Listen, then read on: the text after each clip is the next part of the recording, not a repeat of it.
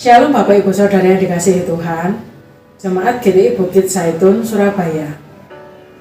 Saat ini kita masih tetap melakukan ibadah secara online dengan streaming. Adapun daftar jadwal ibadah yang kita dapat ikuti adalah sebagai berikut.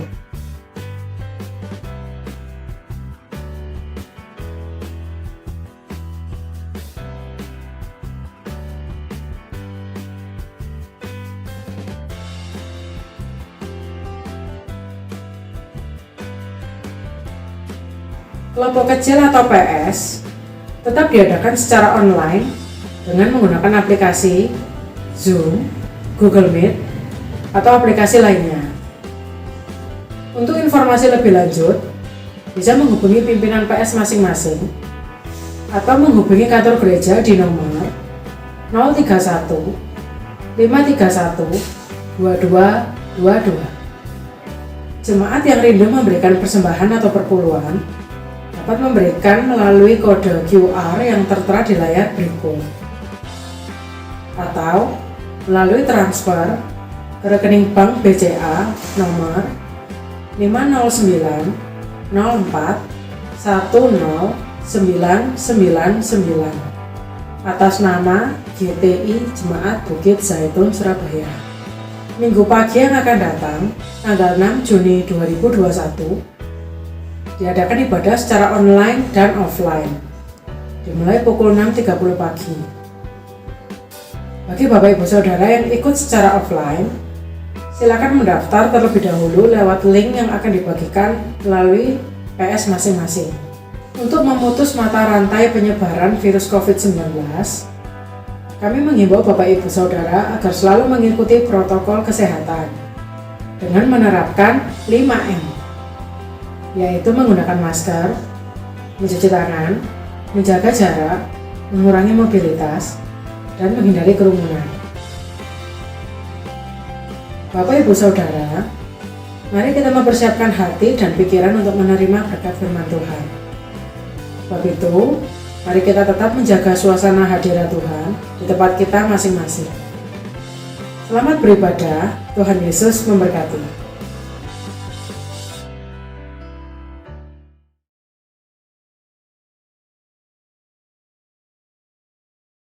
Shalom, saudara-saudara yang dikasihi oleh Tuhan Yesus Kristus. Kita akan melihat lagi sedikit kebenaran firman Tuhan. Sebelum memasuki kebenaran firman Tuhan, saya ajak saudara-saudara untuk sama-sama menyanyikan sebuah lagu tentang jalan hidup orang benar.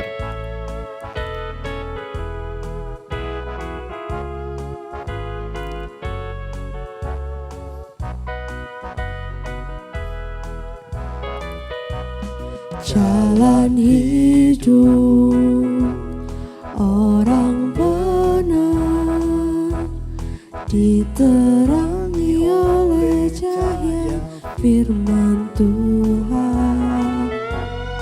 Jalan hidup orang benar semakin terang hingga rambang tengah hari. Apabila dia jatuh, tidaklah dibiarkan sampai tergeletak, sebab tangan Tuhan jua yang menopangnya dan membangunkan dia kembali. Jalan hidup orang benar diterangi oleh cahaya firman Tuhan. Jalan hidup orang benar semakin terang hingga rembang tengah hari. Apabila dia jatuh, tidaklah dibiarkan sampai tergeletak,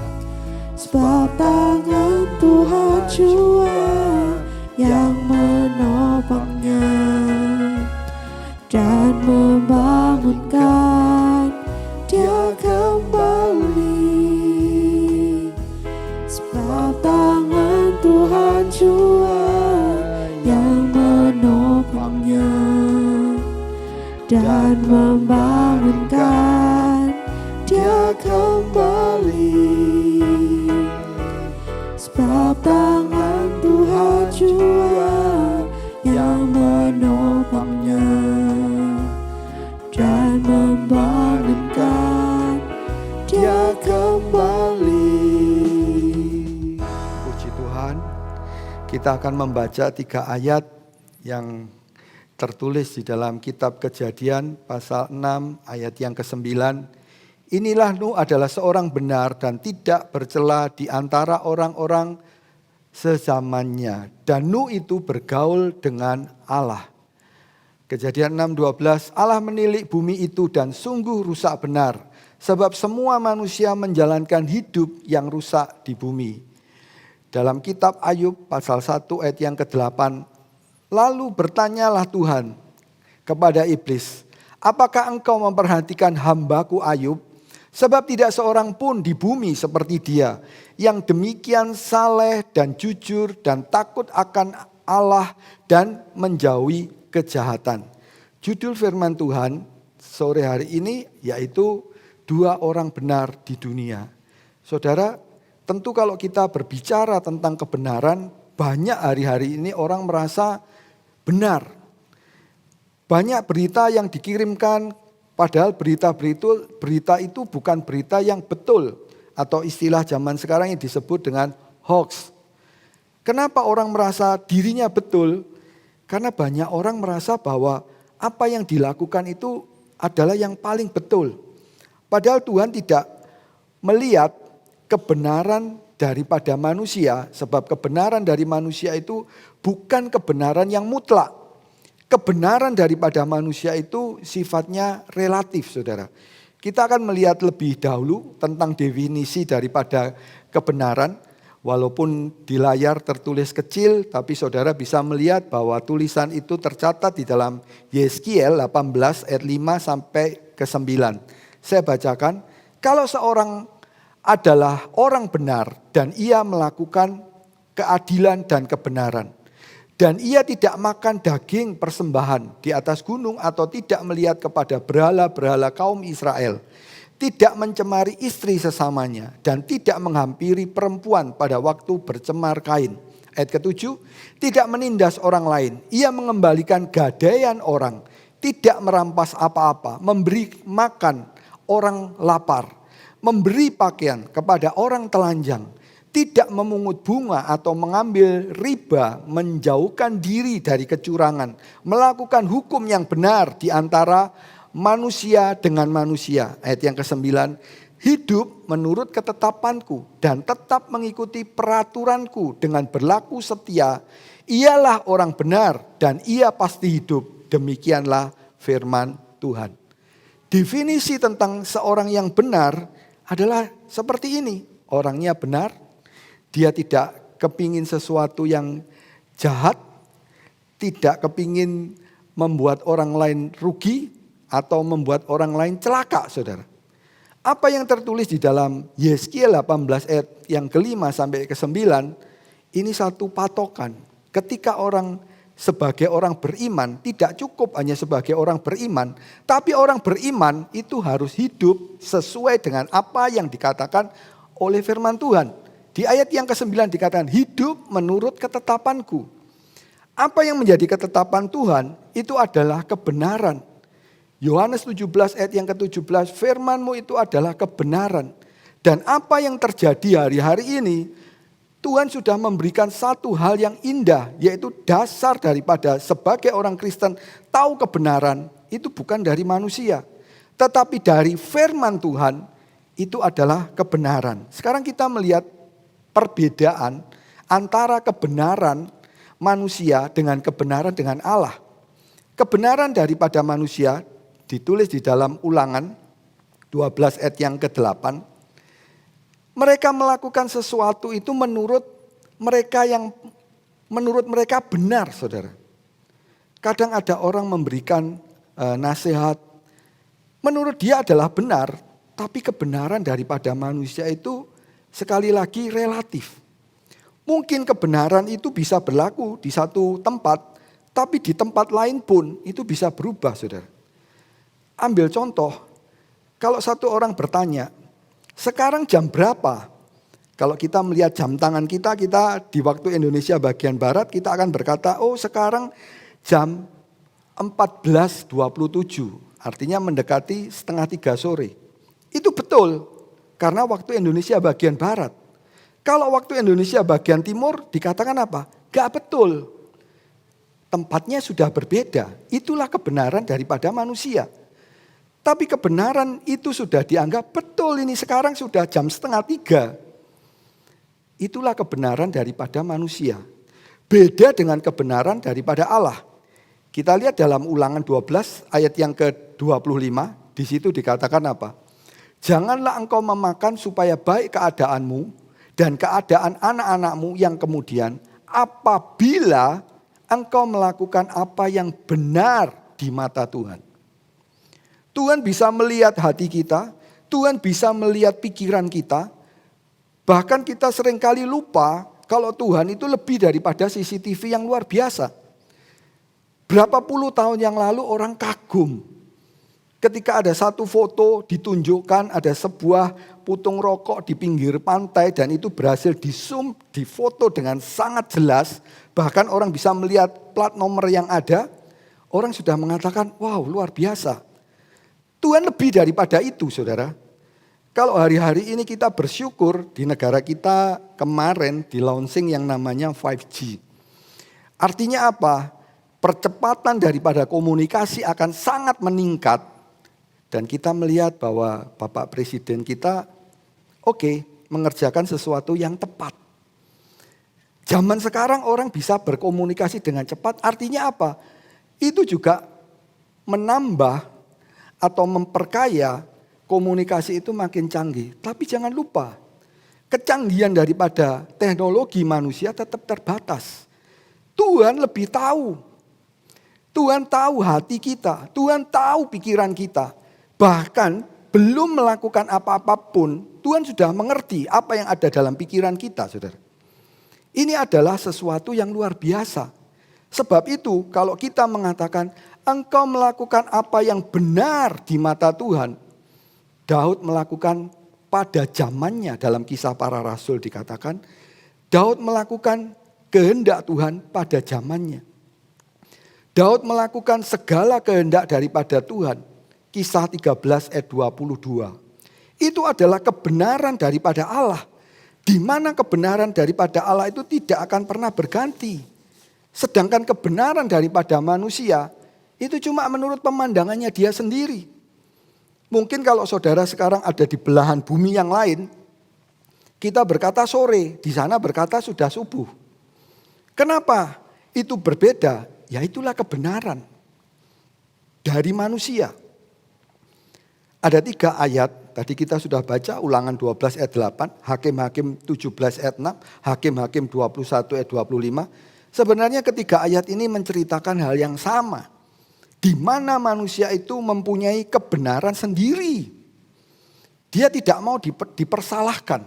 Walaupun sudah ditunjukkan bahwa apa yang dikatakan itu kalau di tempatmu memang betul. Tapi kalau di tempat lain sekarang bukan jam 2:30. Berbeda kebenaran daripada manusia seperti itu. Begitu juga kalau mau ambil contoh yang contoh lain, seorang membangun rumah di satu tempat dengan di tempat yang lain itu beda. Di satu negara dengan di negara yang lain itu berbeda. Sehingga apa?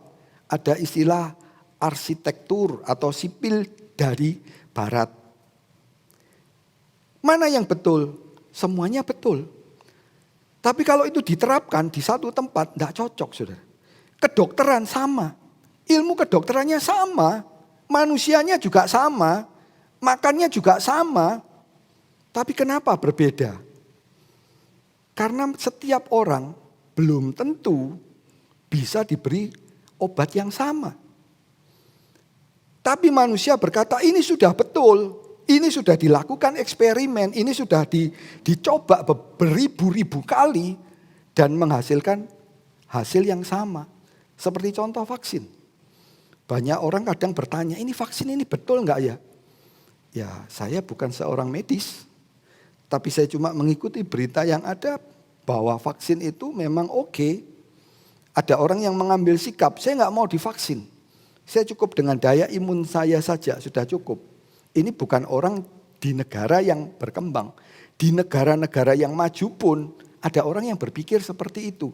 Dan itu dianggap kebenaran. Kebenaran manusia itu tampaknya apa? Menurut pemandangannya dia itu betul, saudara. Amsal 16 ayat 2. Tampak benar kepada pemandangannya sendiri. Tapi Tuhan itu menimbang hati. Kebenaran manusia itu jangan terlalu dipegang kokoh. Masih bisa berubah, masih bisa keliru. Karena kebenaran daripada manusia relatif, saudara. Dan kebenaran daripada manusia itu seperti kain larah atau kotor. Kalau istilah Surabayanya itu gombal, saudara. Gak ada harganya. Kalau satu orang gombal itu dibuang, mungkin di terasnya atau di halaman, orang itu berkata, "Woi, itu kotoran kok dibuang?" Nah, itu kebenaran daripada manusia. Ini yang mengatakan Yesaya 64 ayat yang ke-6. Segala kesalahan kami itu seperti kotoran. Seperti kain yang kotor. Banyak orang merasa saya betul. Tapi yang paling betul itu adalah apa yang dikatakan oleh firman Tuhan. Kenapa manusia itu mendirikan atau mempunyai pengertian sendiri? Atau dia merasa saya yang paling benar. Sebab dia tidak mengerti atau tidak mengenal kebenaran firman Tuhan. Orang yang tidak mengerti kebenaran firman Tuhan, dia seperti orang buta. Kalau orang buta menuntun orang buta, jatuh ke lubang. Kalau orang tidak mengerti kebenaran firman Tuhan, itu dianggap menjadi satu kebenaran. Ayat Rom 10 ayat 3 ini mengatakan, sebab oleh karena mereka tidak mengenal kebenaran Allah dan oleh karena mereka berusaha untuk mendirikan kebenaran mereka sendiri, maka mereka tidak takluk kepada kebenaran Allah. Orang yang sudah merasa pendapatnya paling betul, dia tidak mau dirubah. Sudah ini paling betul ini.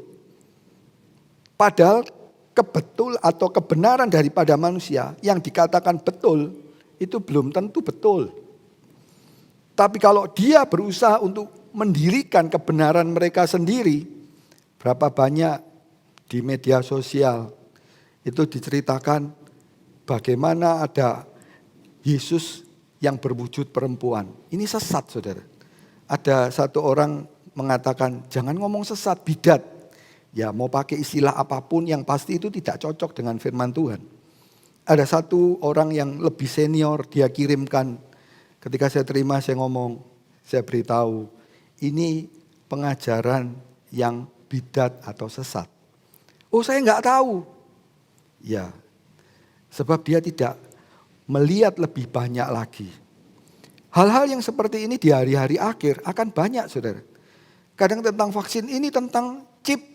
Di vaksin itu ada dalam chip. Padahal di media sosial mungkin sudah 2, 3, 4 bulan yang lalu, mungkin bahkan lebih, itu adalah berita hoax. Tapi banyak orang tidak mengerti. Begitu juga dalam perkara-perkara rohani. Ketika satu orang tidak mengerti kebenaran firman Tuhan dengan baik, dia bisa menerima, saudara, bahwa Yesus atau Putra Allah itu datang ke dunia dalam wujud perempuan. Padahal nggak mungkin. Sebab firman Tuhan mengatakan, dia adalah laki-laki. Kalaupun itu memang ada, akan tertulis di Alkitab. Kalau itu tidak ada, itu merupakan sesuatu yang bisa menyesatkan banyak orang. Mereka memakai ayat dalam Yohanes 1 ayat yang ke-14. Firman itu menjadi daging. Ini adalah kebenaran yang separuh, mungkin 1/4. Jangan dianggap itu kebenaran yang sesungguhnya. Lalu dianggap itu satu kebenaran. Salah, saudara. Orang yang mengerti dia akan mengatakan bahwa Yesus sudah datang ke dunia ini. Melalui Maria. Itu yang betul, itu tertulis di dalam Alkitab. Orang yang mengerti dia tidak akan gampang terombang-ambing. Kadang orang yang memakai alasan, oh saya kan baru bertobat. Oke, setiap kita melewati masa lahir baru. melewati masa bayi rohani. Tapi firman Tuhan mengatakan kita jangan terus bayi. Kita harus mengerti. Dan firman Tuhan yang betul itu tidak harus orang yang sudah bersekolah, orang yang sudah dewasa, orang yang kecil pun. Saya ambil contoh Raja Yosia, saudara. Pada waktu dia berusia 8 tahun, firman Tuhan mengatakan ia melakukan apa yang benar di mata Tuhan. Umurnya baru 8 tahun.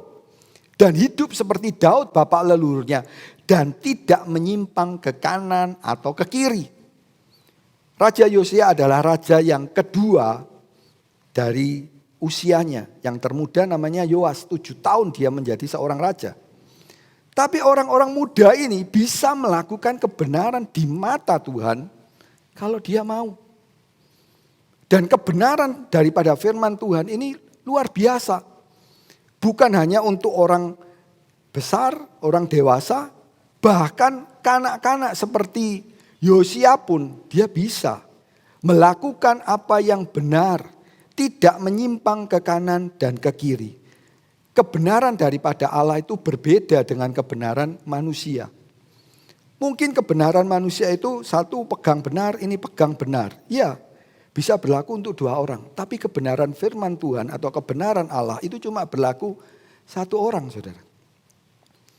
Dalam Yeskiel 14 ayat yang ke-14, kalau mau disebut A juga dikatakan, mereka akan menyelamatkan hanya nyawanya sendiri. Karena kebenaran mereka, demikianlah firman Tuhan. Ayat yang ke-20. Biarpun Nuh, Daniel dan Ayub berada di tengah-tengahnya, demi aku yang hidup, demikianlah firman Tuhan Allah. Mereka tidak akan menyelamatkan baik anak laki-laki maupun anak perempuan, melainkan mereka akan menyelamatkan hanya nyawanya sendiri karena kebenaran mereka. Ketika satu orang berbuat benar di hadapan Tuhan, itu cuma berlaku cuma 1 orang, saudara. Kalau mau diambil contoh, kita hari-hari ini bisa melihat ketika satu orang divaksin, namanya ada enggak? Dia sudah terdaftar atau enggak? Orang yang mengerti, dia harus mendaftar dengan baik. Kalau namanya terregister atau terdaftar, dia akan mendapatkan vaksin. 1 orang cuma 1. Begitu juga dengan keselamatan dan kebenaran itu tidak boleh. Oh, saya selamat sebagai orang tua. Kamu anak saya, kamu ikut selamat. Nggak bisa. Mungkin ada satu peraturan di satu negara. Kalau anaknya atau orang tuanya menjadi warga negara, dia bisa menarik keluarganya untuk menjadi warga negara dari negara itu. Tapi di dalam firman Tuhan, kebenaran itu tidak bisa seperti itu. Berlakunya sangat-sangat pribadi. Biarpun ada Nuh, ada Daniel, ada Ayub, itu tidak bisa menyelamatkan, maksudnya tidak bisa, oh saya ikut menyelamat, tidak bisa. Mereka cuma memberitakan apa yang Tuhan dapat, apa yang sudah Tuhan katakan dibagikan ke mereka. Jadi kebenaran daripada manusia itu relatif, kebenaran manusia itu menurut pemandangannya sendiri, kebenaran manusia itu seperti kain gombal, tetapi kebenaran Allah itu kebenaran yang sangat luar biasa. Bukan hanya mampu menyelamatkan, juga mampu membuat kita dekat dengan Tuhan, saudara. Kemudian kita lihat tentang 2 tokoh ini. Siapakah Nuh dan Ayub? Kita melihat perbandingan ini, kita akan melihat 4 hal. Ya, Nuh sebagai suami, Ayub sebagai suami. Nuh sebagai ayah, Ayub juga sebagai ayah. Bedanya Nuh memiliki 3 orang anak dan 3 orang mantu. Ayub sebagai ayah, 10 orang anaknya mati, kita tahu cerita itu. Kemudian dia punya 10 anak lagi. Kemudian menikah, dia memiliki 10 menantu, saudara. Yang ketiga yaitu tentang pekerjaan. Nuh sebagai petani, dia adalah yang membuat kebun anggur yang pertama di dunia. Dan ladangnya itu seluruh dunia. Karena pada saat itu dia memang sebagai orang yang selamat dari banjir atau dari air bah yang sangat luar biasa. Sedangkan Ayub, dia sebagai peternak. Walaupun di dalam Alkitab tidak tertulis ya tertulis secara hurufiah. Seperti Nuh, kalau Nuh dikatakan Nuh membuat kebun anggur. Artinya dia adalah seorang petani atau mempunyai ladang. Kemudian yang terakhir yaitu akhir daripada hidup baik Nuh juga Ayub. Kita lihat yang pertama, saudara. Mereka adalah hidup sebagai seorang suami. Suami yang memiliki satu orang istri. Ini adalah kebenaran yang harus dipegang baik-baik di hari-hari akhir. Bahkan setiap kita sebagai orang yang percaya kepada Tuhan, kita harus pegang hal ini baik-baik, saudara. Karena firman Tuhan mengatakan, sebab itu seorang laki-laki akan meninggalkan ayahnya dan bersatu dengan istrinya. Mungkin orang bisa mengatakan gini, wah istrinya ini laki atau perempuan? Ya, kita akan lihat lebih jauh lagi, saudara. Ya, dikatakan sehingga keduanya menjadi satu daging. Kita lihat keduanya menjadi satu daging dulu aja. Kenapa? Ini artinya dalam sebuah pernikahan yang dikehendaki oleh Tuhan, itu adalah pernikahan yang monogami. Kenapa Nuh dan Ayub dikatakan sebagai seorang yang benar di hadapan Tuhan? Sebab pernikahannya dia cuma memiliki seorang istri. Walaupun kalau kita membaca di dalam kitab Kejadian, istri daripada Nuh itu dalam tanda petik, saudara. Tidak ada namanya. Juga istri daripada Ayub ya cuma dikatakan istri. Tapi nggak muncul satu nama, saudara. Kalau saya ambil contoh bedanya seperti Yusuf dan Maria. Zakaria dan Elisabet, Abraham dan Sarah.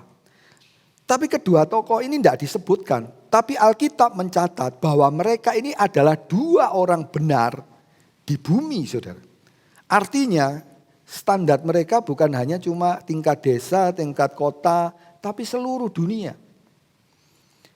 Dan firman Tuhan mengajarkan bahwa setiap pernikahan yang bagus, yang indah di hadapan Tuhan, itu adalah monogami. Tuhan tidak pernah menghendaki adanya pernikahan poligami. Sebab itu ini juga dicatat atau dibahas atau ditulis di dalam Matius 19. Begitu banyak ayat yang menceritakan bagaimana pada awalnya laki-laki itu dengan perempuan. Itu jelas kalau kita melihat dalam kebenaran firman Tuhan. Dan kebenaran firman Tuhan itu yang tidak akan bisa pernah disalahkan, saudara. Kalau orang menyalahkan firman Tuhan, maka dia yang salah. Sebab firman Tuhan tidak pernah salah.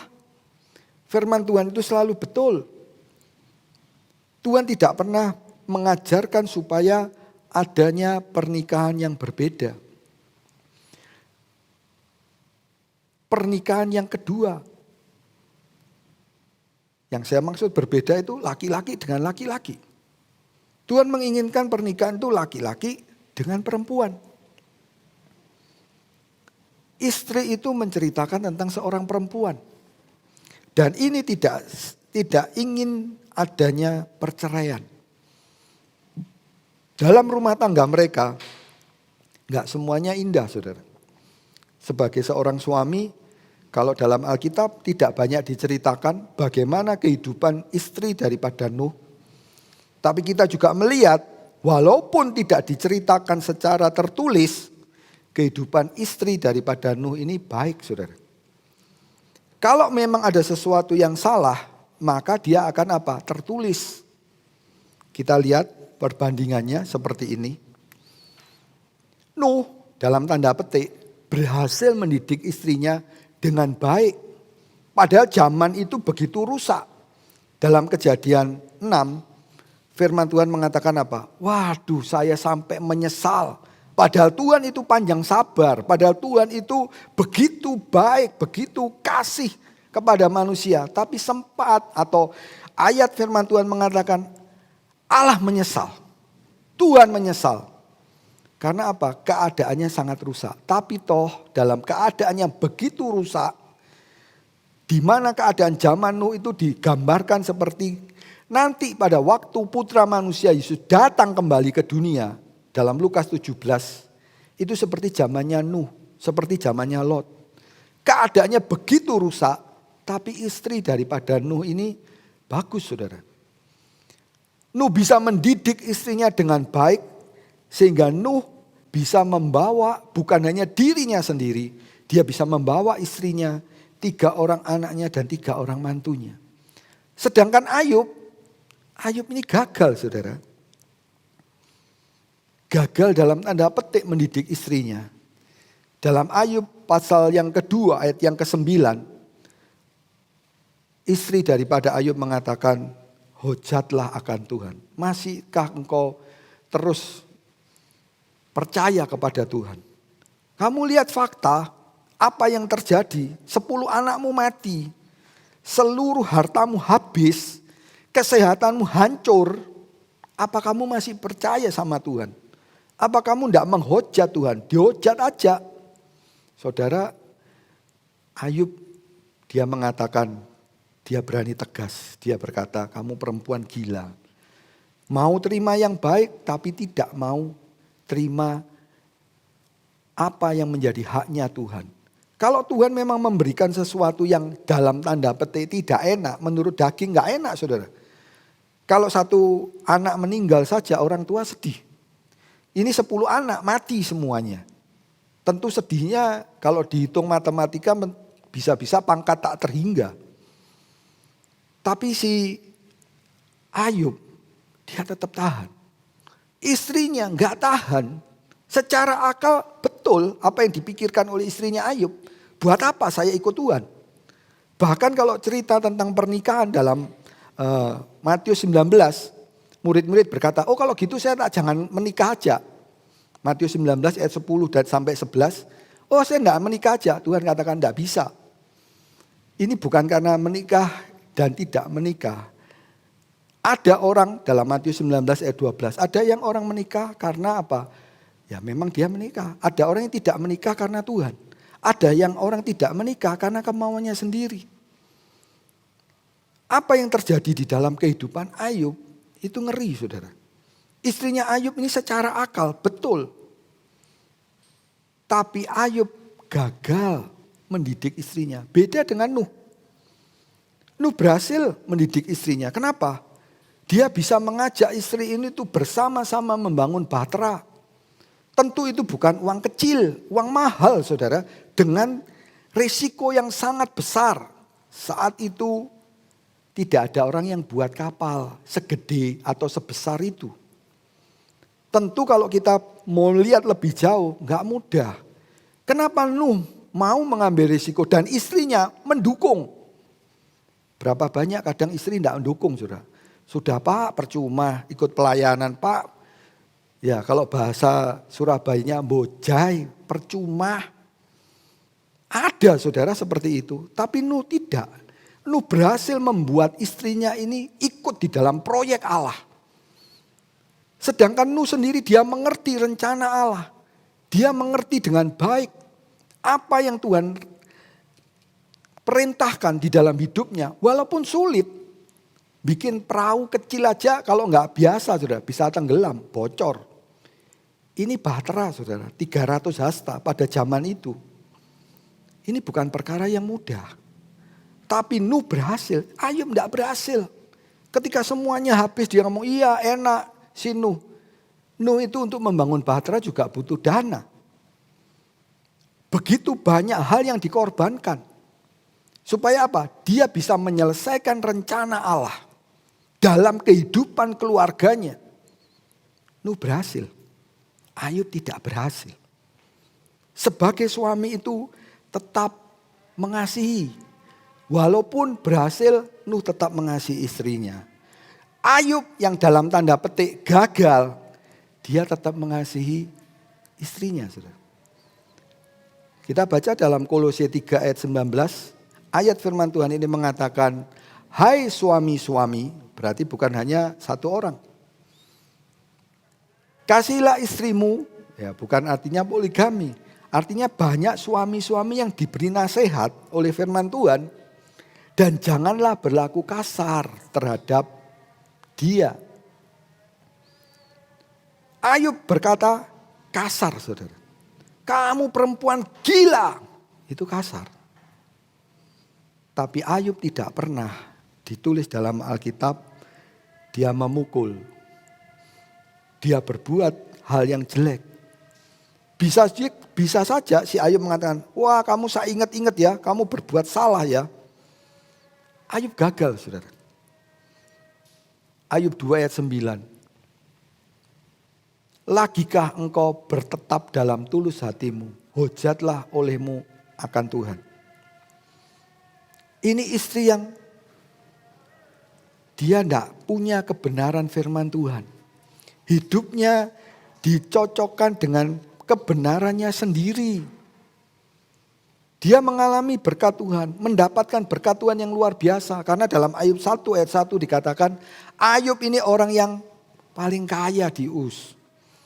Kalau istilah sekarang ya crazy rich, orang yang kaya. Orang kaya itu bertingkat, saudara. Banyak orang berkata, wah saya kaya. Wah ternyata dia lebih kaya lagi. Tapi zaman itu Ayub dikatakan orang yang kaya di negeri Uz. Tapi ketika jatuh miskin, si istri ini tidak tahan. Hujatlah akan Tuhan. Saudara, kata hujat ini sangat mengerikan. Saya menyamakan apa yang dilakukan atau yang dikatakan oleh istrinya Ayub. Ini sama seperti penjahat, saudara. Mungkin agak, istri kok disamakan penjahat. Firman Tuhan mengatakan kalau kita cari kata menghujat ini. Ya, dalam Lukas 23 ayat 39. Itu salah satu penjahat daripada putra manusia Yesus itu menghujat. Kamu katanya anak Allah. Kamu sendiri disalib. Dipermalukan seperti itu. Tidak bisa berbuat apa-apa. Ayat firman Tuhan ini mengatakan penjahat ini menghujat. Kata hujat itu jahat, saudara. Kita baca saja secara lengkap ayat itu. Lukas 23 ayat yang ke-39. Seorang dari penjahat yang digantung itu menghujat dia, katanya, bukankah engkau adalah Kristus? Selamatkanlah dirimu dan kami. Kenapa dia mengatakan kami? Seolah-olah apa? Kita itu sama. Tuhan Yesus dianggap sebagai penjahat. Yang lainnya lagi yang menghujat Tuhan, ini adalah orang-orang yang lewat. Dilihat, loh itu yang jadi imam dulu. Itu yang berkhotbah itu. Dihujat, saudara. Orang-orang yang lewat di sana, mereka menghujat dan geleng-gelengkan kepala. Wah katanya dia melakukan mujizat. Orang lumpuh berjalan, orang mati dibangkitkan. Kok sekarang dia tidak bisa menyelamatkan dirinya sendiri? Tentu kita harus tahu. Kenapa kok sampai ada orang-orang itu menghujat? Saudara? Pasti ada sebabnya. Kalau tadi kita lihat dengan jelas sebabnya apa? Wah hartanya habis. Aduh anaknya mati.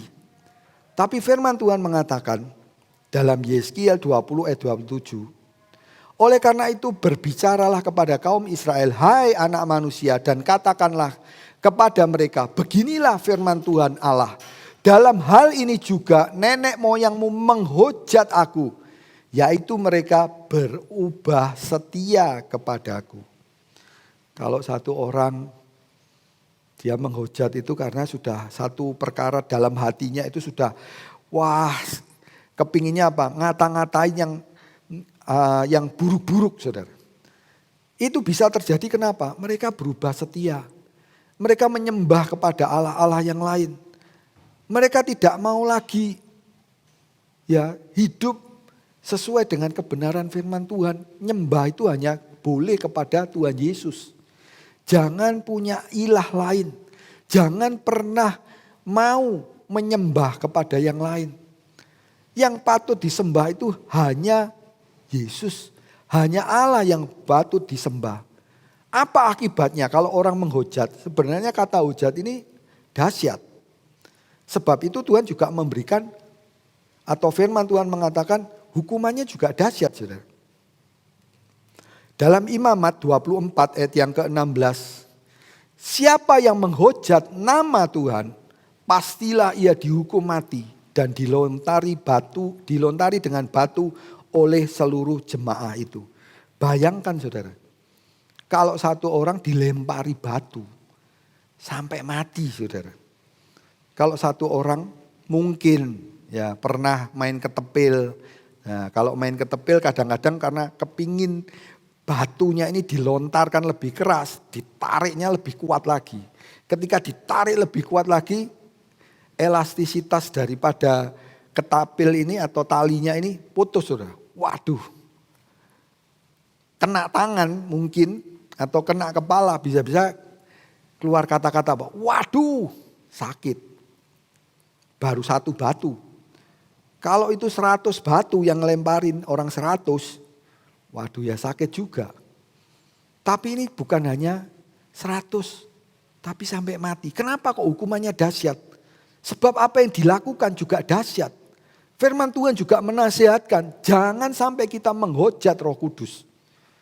Dalam kitab Matius pasal 12 ayat yang ke-32 sampai 34, orang yang menghujat Roh Kudus itu tidak diampuni, baik di dunia juga di dunia yang akan datang.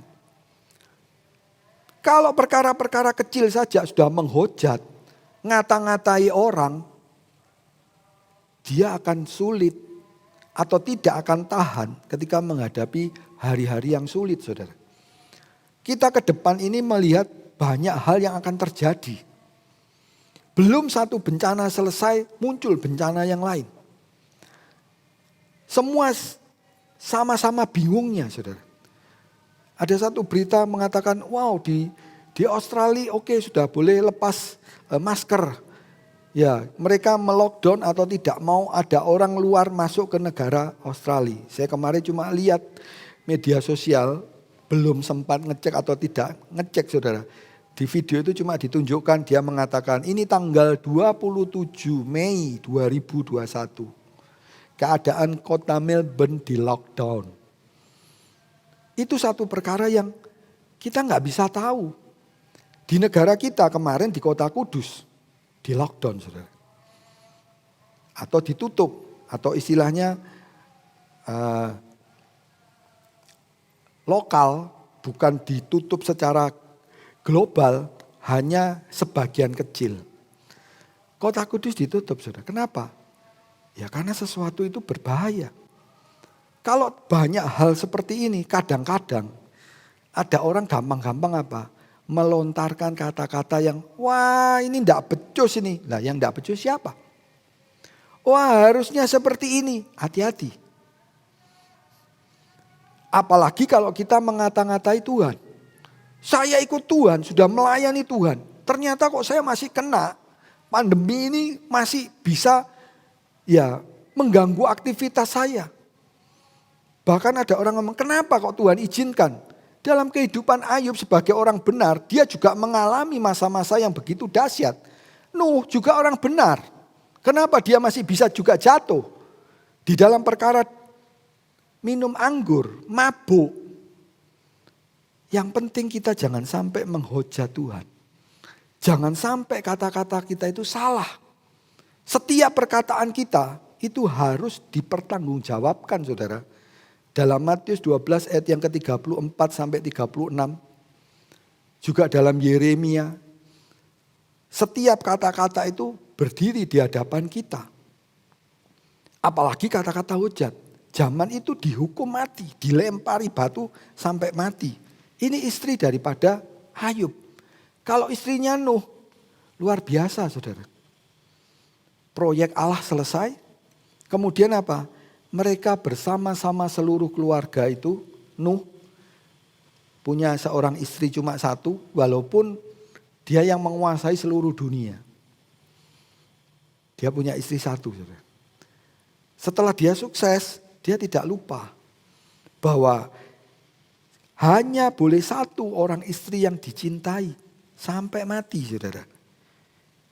Ini karena Nuh nurut apa yang dikatakan oleh firman Tuhan. Dikatakan dalam Ibrani 11 ayat yang ke-7, maka Nuh dengan petunjuk Allah tentang sesuatu yang belum kelihatan, dengan taat mempersiapkan bahtera untuk menyelamatkan keluarganya. Kalau keluarga itu bisa diselamatkan sedikit banyak, itu karena ada peran daripada suami. Sebab suami itu adalah kepala rumah tangga.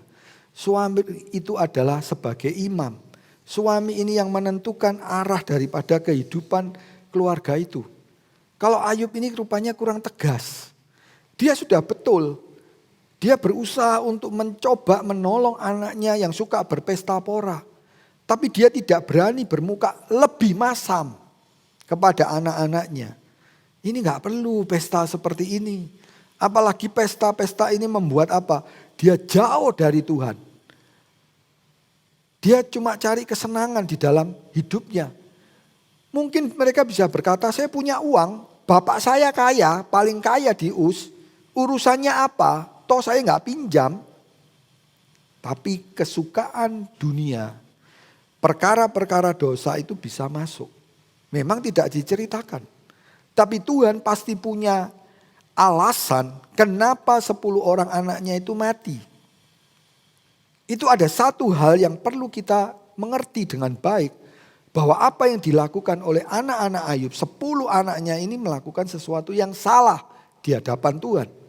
Dan Tuhan tidak bisa memberikan toleransi.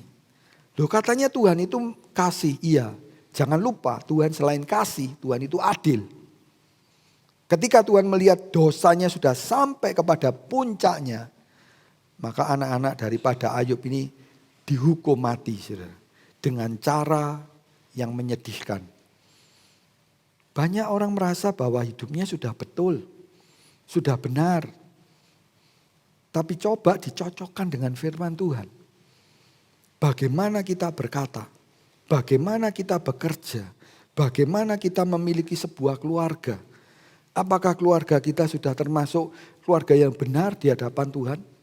Untuk bahagia secara dunia mungkin dalam tanda petik mudah, saudara. Oh pokoknya kita bisa pergi makan bersama dengan menu yang kita sukai, dengan porsi yang cukup besar, kelihatannya senang. Tapi itu cuma seketika. Yang bisa membuat satu rumah tangga itu senang, bahagia terus. Ada istilah home sweet home. Rumah yang bahagia. Itu bukan karena ada pesta, tapi karena ada Tuhan. Nuh di sini, dia dengan istrinya sukacita, tidak seperti anak-anaknya Ayub. Anak-anaknya Nuh juga tidak diceritakan mereka berpesta pora. Padahal keadaan zaman itu rusak. Kita tadi sudah baca dalam Kejadian 6 ayat 12. Tapi mereka apa? Tetap kokoh. Ini peran daripada Nuh dan istrinya membuat anak itu bisa dekat kepada Tuhan. Berikutnya saudara, Nuh sebagai suami tadi, sekarang Nuh sebagai ayah. Dalam gambar ini kita melihat bagaimana ada kekurangan daripada anak. Sebagai seorang ayah, dia harus bisa membantu apa yang menjadi kekurangan anaknya. Tentu dengan keterbatasannya. Enggak semua ayah bisa, saudara. Kadang ada satu anak dia berkata, Bapak saya kepingin sekolah, Bapak sekolahnya di mana? Wah di tempat yang jauh. Waduh nak, bayarnya berapa nak? Tapi ada bapak, dia mau korbankan segalanya saudara. Supaya apa? Si anak ini bisa menyelesaikan sekolah. Ada satu cerita, walaupun dia bukan orang beriman, bukan orang Kristen atau percaya Tuhan. Tapi bapak ini dia bercerita kepada ayah saya. Si bapak berkata, waktu itu ada saya, si bapak mengatakan kepada ayah saya gini.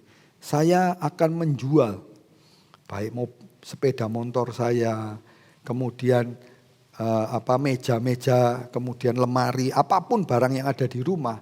Agar anak saya itu bisa menyelesaikan sekolah kedokteran. Saya kalau nggak salah ingat, dia akhirnya selesai sekolah itu, saudara. Kenapa? Karena bapak ini betul-betul apa? memberikan sesuatu yang dibutuhkan oleh anaknya. Sebagai orang tua yang baik, dia harus tahu.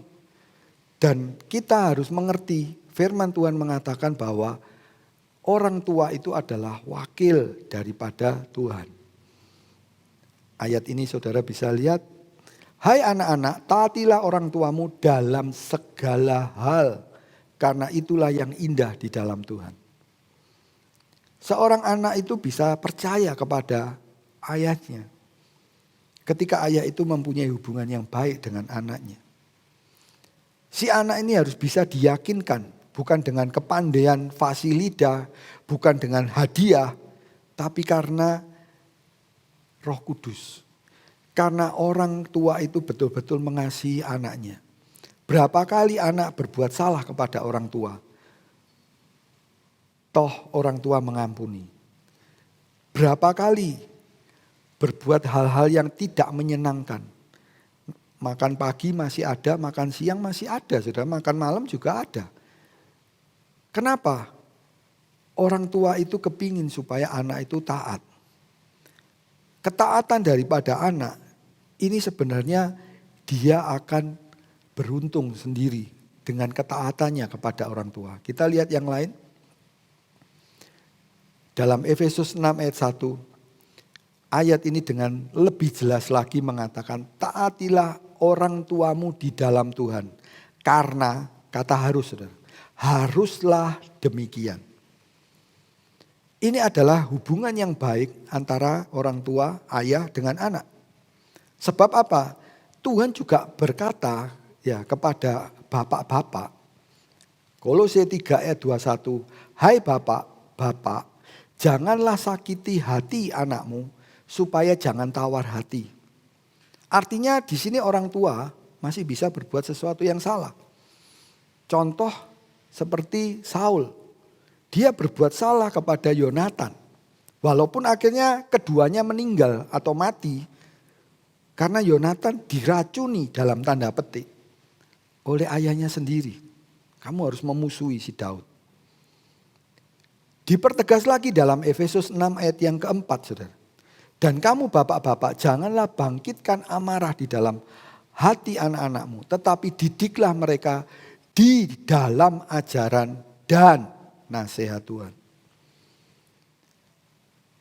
Bapak harus mengasihi anak, anak juga harus taat kepada orang tua. Sebab apa? Anak itu juga adalah pusaka dari Tuhan. Dikatakan dalam Mazmur 127 ayat yang ketiga. Bahwa sannya anak-anak itulah bagian pusaka daripada Tuhan. Dan perihal baik itu suatu anugerah adanya. Luar biasa kalau si istri ya bisa mengasihi suaminya. Dia akan bisa mendidik anaknya dengan baik. Ini contohnya Nuh, saudara. Ya, kalau dia bisa mengasihi istrinya, dia itu seperti mengasihi dirinya sendiri. Kalau Nuh ini bisa mengasihi istrinya, maka terjadilah kebahagiaan di dalam rumah tangga. Nuh di sini bisa mengatur dengan baik. 3 orang anak, 3 orang mantunya itu selamat, saudara. Kadang-kadang mertua dengan menantu bisa bertengkar. Di hari-hari akhir dalam Markus 3 ayat 25 timbul pertengkaran. Tapi waktu itu Nuh mereka bisa bersama-sama membuat bahtera. Dalam Kejadian 6 ayat 18. Tetapi dengan engkau aku mengadakan perjanjianku. Dan engkau akan masuk dalam bahtera itu. Engkau bersama-sama dengan anak-anakmu dan istrimu. Dan istri anak-anakmu. 3 hal. Istri, anak, dan istri daripada anak-anakmu. Ini peranan daripada Nuh.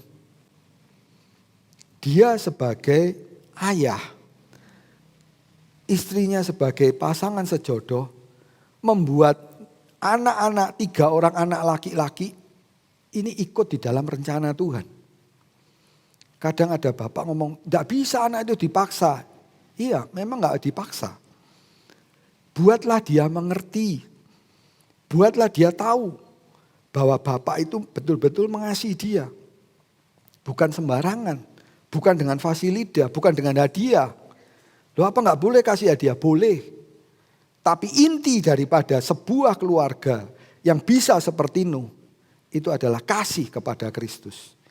Kenapa mereka bisa bersama-sama masuk dalam bahtera? Karena mereka sama-sama apa? Taat kepada firman Tuhan. Si Nuh melakukan apa yang disuruh oleh Tuhan. Dalam Kejadian 6 ayat 22, dia kerjakan semua yang Tuhan suruh.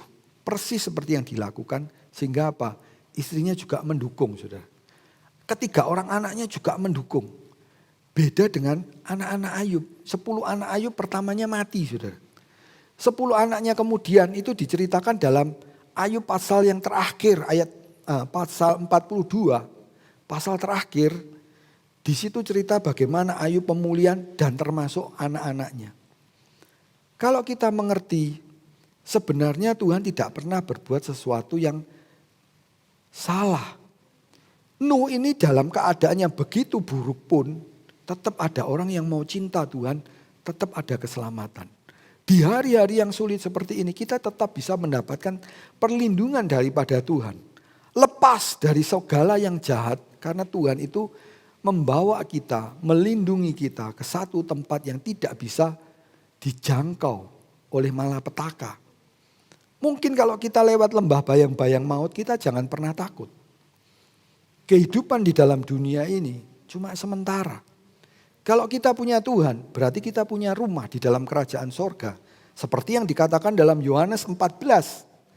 Ada banyak rumah, ada banyak tempat. Bahkan dalam bahasa Inggris dikatakan mansion. Mansion itu satu rumah yang besar. Rumah yang luar biasa. Banyak, tergantung kita. Kalau kita mau taat kepada Tuhan, maka Tuhan akan bekerja lebih luar biasa lagi dalam kehidupan kita.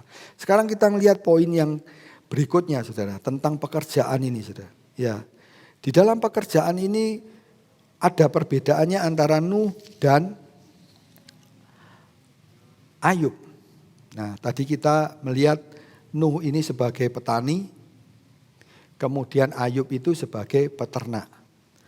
Saya cuma menampilkan gambar itu ada onta 3.000, kemudian ada sapi itu 500 pasang. Kalau 500 pasang berarti 1.000 sapi, betina dan jantan. Kemudian ada 7.000 domba dan kambing. Kemudian ada 500 keledai, binatang yang paling bodoh kata firman Tuhan. Dia mengerjakan ternak ini dan dia diberkati oleh Tuhan. Karena dia menjadi orang yang paling kaya di Uz. Bagaimana dengan Nuh? Nuh ini seorang pemberita firman, tapi dia akhirnya apa? Diberi kesempatan oleh Tuhan untuk apa? Memiliki ya kebun anggur. Tentu anggurnya itu pasti enak, saudara. Sampai akhirnya Nuh mabuk oleh anggur. Kalau anggurnya nggak enak, katanya Nuh, ngapain saya harus makan anggur? Nuh bekerja sebagai petani. Ini satu perbedaan pekerjaan mana yang dicintai oleh Tuhan. Ya, dalam tanda petik dicintai, saudara. Kita lihat satu perbedaan pekerjaan sama sebagai peternak, yang satunya sebagai petani. Ini kehidupan daripada Kain dan Habil dicatat dalam Kejadian 4 ayat yang kedua. Habil menjadi gembala kambing domba, artinya saya definisikan sebagai peternak. Kain itu sebagai petani, ini seperti Nuh. Mana persembahannya yang diterima oleh Tuhan? Yang diterima oleh Tuhan itu adalah pekerjaan daripada Habil sebagai gembala. Loh, Kain sudah memberikan persembahan. Iya, tapi firman Tuhan lebih mencatat Habil itu lebih dahulu. Padahal Kain ini yang sulung, saudara. Habil dikatakan dia menggembalakan kambing domba. Dan persembahannya itu diterima oleh Tuhan. Kadang banyak orang berpikir, saya kerja apa ya hari-hari ini ya? Pekerjaan hari-hari ini berubah total, saudara. Total itu dulu orang bisa bertatap muka, sekarang orang cuma apa? Terima barang. Dulu orang kalau berjualan harus punya barang secara fisik. Sekarang kalau orang berjualan cukup dengan foto, cukup dengan video. Lalu apa? Dia bisa berjualan. Kemudian pangsa pasarnya kalau dulu hanya lokal. Kalau satu orang jualan nasi pecel, yang datang nasi pecel itu pagi-pagi, ya pembeli datang. Biasanya apa? Ya orang-orang di sekitar di mana penjual nasi pecel itu berjualan, saudara. Itu zaman dulu. Zaman sekarang, yang namanya makanan itu bisa dikirim sampai keluar kota. Bahkan ada yang berkata, dulu saya kalau ngerjakan barang, ya ini bukan makanan saudara, mungkin hal yang lain. Dulu cuma di satu kota ke kota lain, keluar pulau, sekarang sampai keluar negeri. Dalam pekerjaan ini kita harus tahu, hati-hati. Firman Tuhan mengatakan ada pekerjaan yang halal dan pekerjaan yang tidak halal. Kalau tadi sebagai petani, tidak halal ya? Bukan. Segala pekerjaan yang tidak dosa, dikatakan apa? Unclean, artinya pekerjaan yang tidak dosa, pekerjaan yang tidak dosa itu clean, artinya bersih. Yang pekerjaan yang dosa itu unclean atau najis. Firman Tuhan mengatakan kita hidup di dunia dalam Imamat 11 ayat 2 sampai 4 itu berkuku kembar. Satu bekerja di dunia dengan baik, dalam Kolose dikatakan kalau kamu bekerja sepertilah bekerja kepada Tuhan. Tidak bekerja itu tanggung-tanggung saudara. Kita baca ayat itu. Kolose 3 ayat 23. Apapun juga yang kamu perbuat, perbuatlah dengan segenap hatimu seperti untuk Tuhan dan bukan untuk manusia. Orang yang bekerja seperti ini dia akan mendapatkan apa?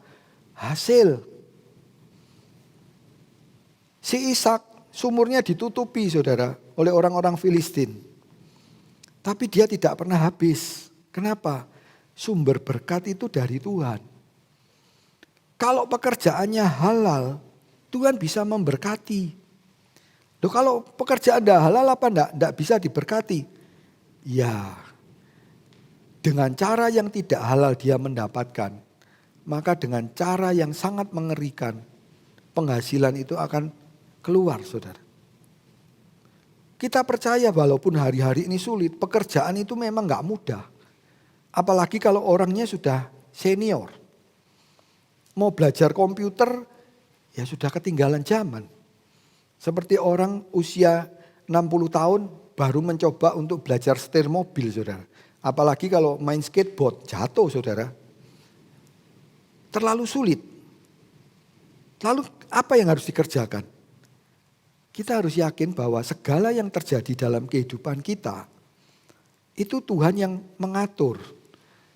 Kalau kita bisa bersyukur sama Tuhan, kita percaya sama Tuhan. Bahwa Tuhan itu bisa memberkati kita saudara. Biarpun pekerjaan kita halal kecil, Tuhan bisa menurunkan berkat ini saudara. Kita bisa bernyanyi, menyanyikan satu lagu tentang bagaimana kita itu yang terjadi dalam kehidupan kita, itu sudah seizin Tuhan. Dan kita tetap percaya bahwa Tuhan itu yang menolong kita. Tuhan itu yang memberi berkat kepada kita. Tuhan yang menolong supaya kita bisa apa? Tetap percaya. Loh ini masa sulit Pak. Iya kita bisa berkata, aku percaya Tuhan. Aku percaya Tuhan. Semua yang terjadi dalam kehidupanku ini bukan kebetulan.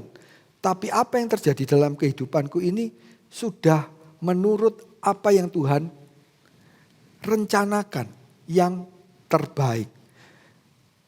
Kita akan menyanyikan satu lagu lagi saudara tentang bagaimana kita sebagai orang beriman. Kita harus percaya bagaimana kehidupan kita di masa-masa yang sulit. Mungkin saudara sedang menghadapi banyak orang mengatakan kerjaan saya lagi down. Ini yang membuat seluruh rencana saya hancur. Mungkin ada keluarga-keluarga yang berantakan. Gara-gara apa? Kena perkara-perkara pekerjaan ini saudara. Dulu saya kalau pekerjaan hasilnya enak, sekarang jadi kurang. Dulu kalau saya bekerja cukup dengan ya sedikit usaha saja sudah berhasil. Tapi sekarang enggak, saudara. Mari kita tetap percaya kepada Tuhan. Supaya kita bisa tahu bahwa Tuhan itu masih bisa bekerja dalam keadaan apapun.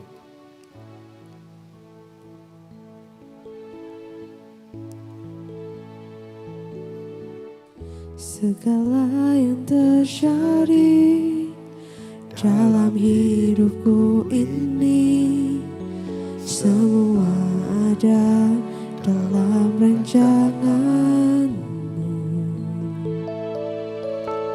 Lewati hari-hari, ku tahu tak sendiri. Ada Kau Tuhan yang selalu sertaku. Ku percaya, ku percaya, mujizat-Mu masih ada dalam hidupku. Ku percaya, ku percaya, tiada yang mustahil bagimu.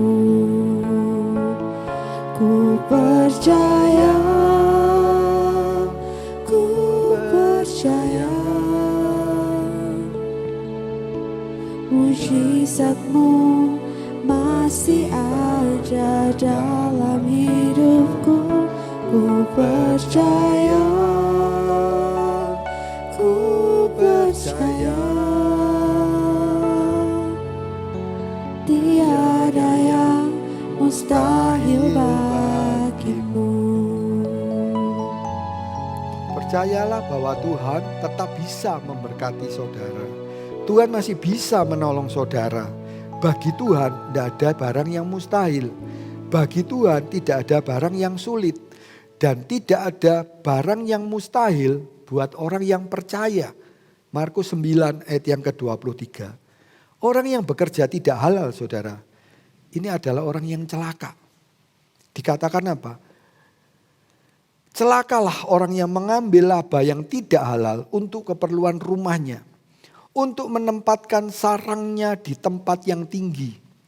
Dengan maksud melepaskan diri dari genggaman malapetaka. Saudara hati-hati, apa yang ditabur itu yang dituai, kata kitab Galati. Orang yang berbuat perkara yang curang, mendapatkan hasil yang curang. Yeremia 17 ayat 11 berkata, orang itu akan mendapatkan celaka.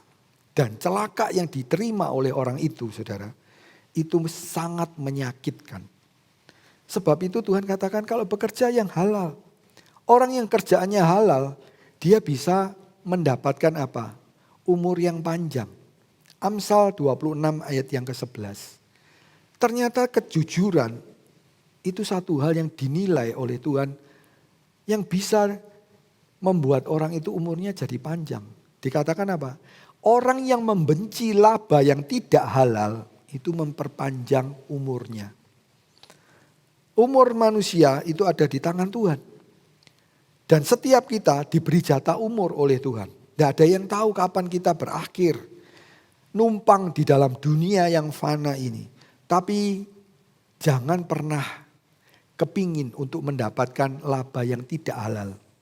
Jangan pernah masuk di dalam pekerjaan yang tidak halal. Sebab akhir daripada pekerjaan yang tidak halal itu celaka. Bahkan kalau dia sampai membuat perkara yang salah, maka apa yang terjadi? Dia bisa mati, saudara. Bahkan tidak selamat. Jangan cuma kejar uang, tapi kejarlah Tuhan. Karena Tuhan itu yang bisa menolong setiap saudara yang mengalami kesulitan. Kalau orang punya uang tapi dia sakit, dokter tidak bisa berbuat apa-apa. Tuhan masih bisa menolong. Kalau satu orang punya Tuhan, mungkin dia tidak punya uang yang berlimpah seperti Maria dan Yusuf. Tapi Bapa di sorga, dalam Matius 6 ayat 8, Bapa di sorga tahu apa yang kamu perlukan itu Bapa di sorga tahu. Dan dia sangat-sangat sanggup untuk mencukupi Apa yang menjadi keperluan kita? Jangan dipikir dengan pandemi seluruhnya down, saudara. Banyak orang berpikir, wah ini sekarang enggak seperti ini, enggak seperti itu. Iya, memang tidak akan pernah sama seperti yang dulu. Tapi percayalah, dunia ini tetap di dalam genggaman Tuhan. Yang menguasai pemilik dunia ini, kalau penguasa itu iblis. Tapi pemiliknya di atas penguasa yaitu Tuhan. Dia yang bisa memberikan segala yang kita butuhkan, saudara. Sebab itu kita bekerja juga dengan baik. Jangan bekerja dengan asal-asalan. Jangan bekerja dengan merencanakan masa depan, ya sudahlah daripada tidak sekolah saya pokok punya gelar. Enggak. Sebagai seorang manusia kita diciptakan untuk punya tujuan hidup. Tujuan hidup kita yang utama yaitu keselamatan, masuk di dalam kerajaan sorga. Tapi selama kita menumpang di dalam dunia, kita harus bekerja dengan efisien. Kita bekerja dengan baik, saudara. Karena waktu untuk kita bekerja itu bukan untuk selama-lamanya. Kadang ada orang merasa saya pelayanan, oke. Ada yang mengatakan atau memberikan definisi pelayanan itu sampai akhir hidup saya. Iya. Apakah pelayanan itu sudah efisien? Apakah pelayanan itu sudah memperkenankan Tuhan?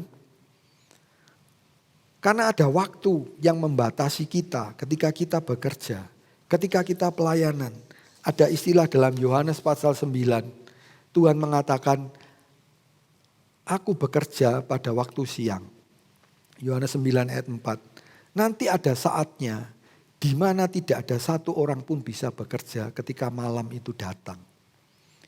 Kadang ada orang masih semangat, tapi hidupnya ya sudah tenaganya, pemikirannya sudah enggak seperti zaman itu. Sekarang orang lulus sarjana komputer, saudara. Orang yang lulusan sarjana komputer 4 tahun lalu dengan 4 tahun sekarang ya sangat beda. Beda 8 tahun itu sangat banyak, saudara.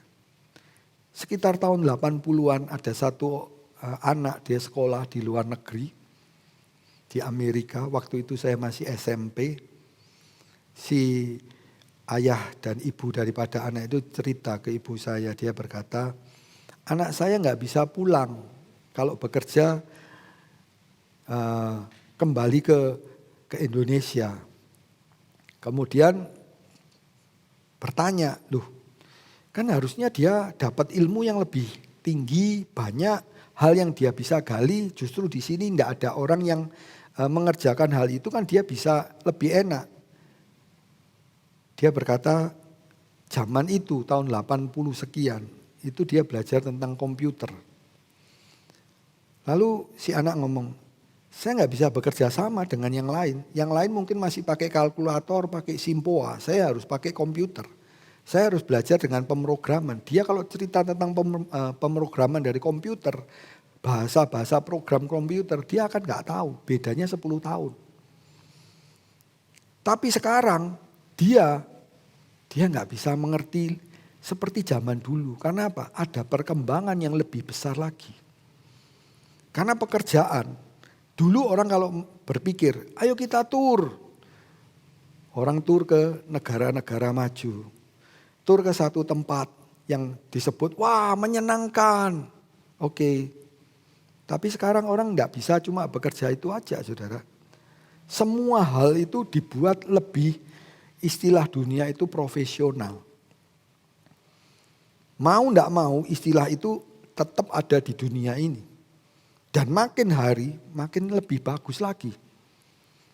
Seperti contohnya di negara kita. Kemarin di launching 5G itu satu hal yang luar biasa. Dan perkembangan itu akan terasa setelah 4 atau 5 tahun ke depan. Bagaimana orang bekerja bisa lebih cepat, lebih efisien. Tidak lagi dibatasi dalam tanda petik tempat. Tidak lagi dalam tanda petik dibatasi waktu. Tapi tetap ada batasnya.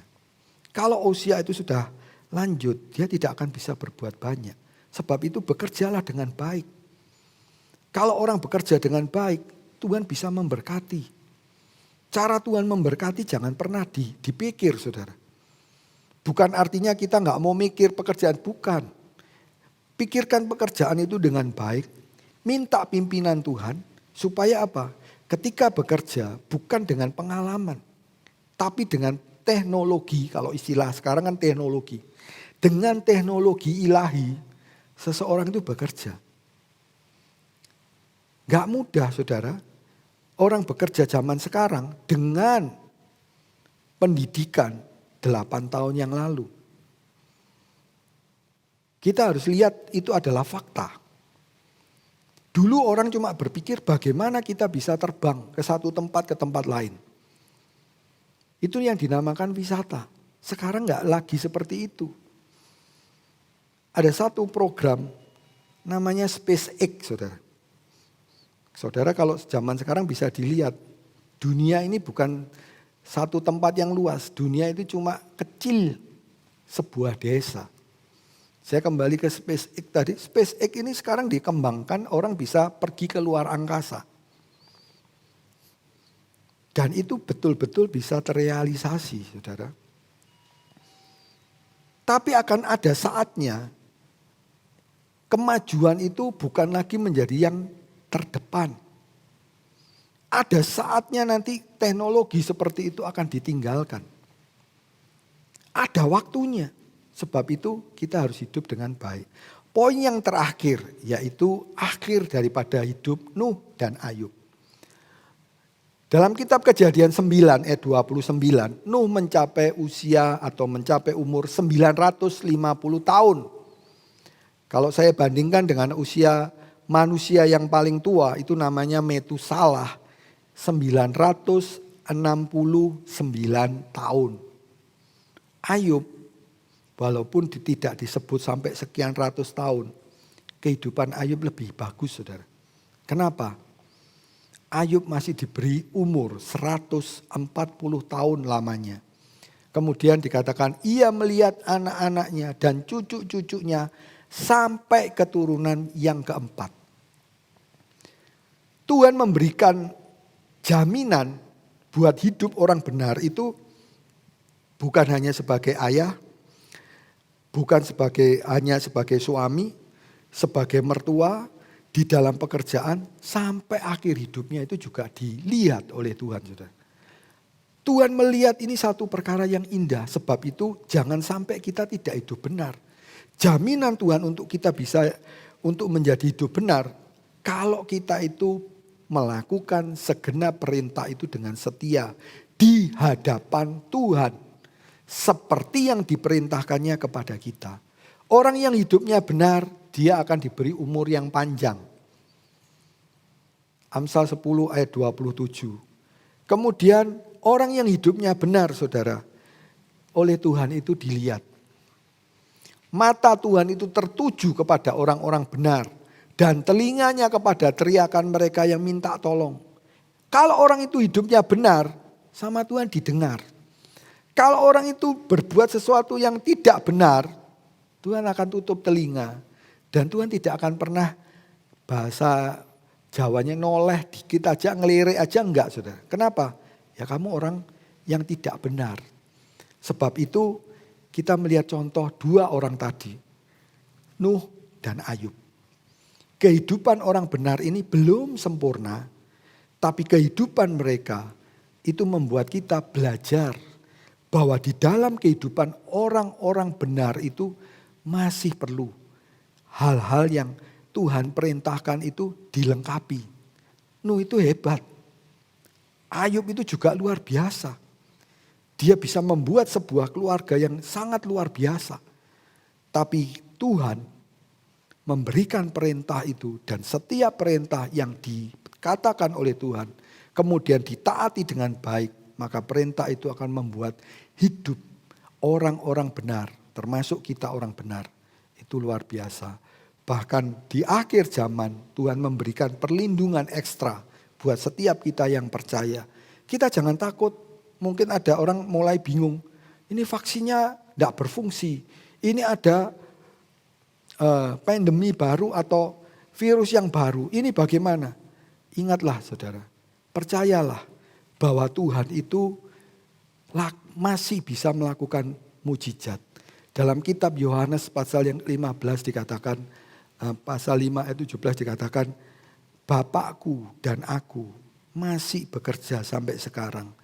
Kalau itu dikerjakan sampai sekarang, artinya mujizat itu tetap ada. Apa yang terjadi dalam kehidupan kita jangan takut. Yohanes 5 ayat 17. Kita yakin bahwa Tuhan masih bekerja dalam kehidupan setiap orang-orang benar. Kita nyanyikan lagu tadi, kemudian kita akan masuk di dalam doa.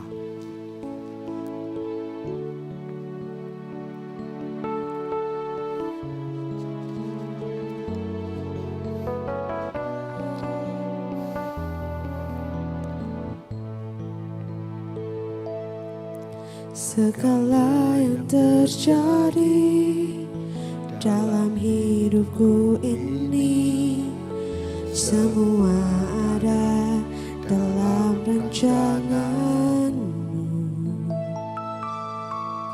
Lewati hari-hari, ku tahu tak sendiri, ada Kau Tuhan yang selalu sertaku. Ku percaya, ku percaya, mujizat-Mu masih ada dalam hidupku. Ku percaya, ku percaya, tiada yang mustahil bagimu. Ku percaya, ku percaya, mujizat-Mu masih ada dalam hidupku. Ku percaya, ku percaya, tiada yang mustahil bagimu. Percaya, ku percaya, mujizat-Mu masih ada dalam hidupku. Ku percaya, ku percaya, tiada yang mustahil bagimu. Tiada yang mustahil bagimu. Bapa di sorga, terima kasih kami melihat contoh kehidupan daripada Nuh dan Ayub. Tuhan, kami melihat kehidupan daripada orang benar di dunia ini. Tuhan, biarlah setiap kami memiliki hati yang ingin menjadi orang-orang benar di hadapan-Mu. Kalau Nuh Tuhan sudah tolong, Ayub sudah bisa melihat bagaimana Tuhan bekerja. Biarlah setiap kami juga Tuhan melihat pertolongan-Mu kepada setiap kami sebagai orang-orang benar. Di masa-masa yang tidak menentu dan di masa-masa yang sulit. Kami tetap percaya bahwa Tuhan sanggup menolong setiap kesulitan. Tuhan sanggup memberikan kesehatan kepada setiap kami. Bahkan Tuhan juga sanggup menjagai kami Tuhan. Dari segala pengajaran-pengajaran yang salah. Pengajaran-pengajaran yang tidak sesuai dengan kebenaran firman-Mu. Sehingga kami tetap berjalan di dalam dunia ini. Dalam terang dan pimpinan-Mu Tuhan. Tuhan Kau yang tolong buat setiap hati yang lemah. Setiap iman yang mulai Tuhan mengecil Tuhan. Tambahi iman Tuhan. Supaya setiap kami tidak melihat masalah itu besar. Tetapi kami boleh melihat Tuhan itu lebih besar dari segala masalah. Tuhan lebih daripada segala tabib. Tuhan lebih daripada segalanya. Dan Tuhan sudah merencanakan kehidupan kami penuh dengan harapan. Kami tahu Tuhan, Engkau Bapa yang selalu mengasihi kami. Engkau Bapa yang tidak pernah berbuat salah. Dan Engkau Bapa yang mampu melakukan segala perkara. Terima kasih Tuhan buat kasih-Mu, buat kebaikan-Mu sampai saat ini. Karena kami yakin Tuhan untuk hari-hari yang ke depan hanya oleh kasih dan kebaikan-Mu Tuhan. Kami boleh hidup dan kami boleh melewati segala masalah, segala pergumulan hidup kami bersama Engkau. Dan kami melihat tangan Tuhan yang bekerja dan kami melihat kemenangan yang luar biasa di pihak kami. Terima kasih Tuhan Yesus.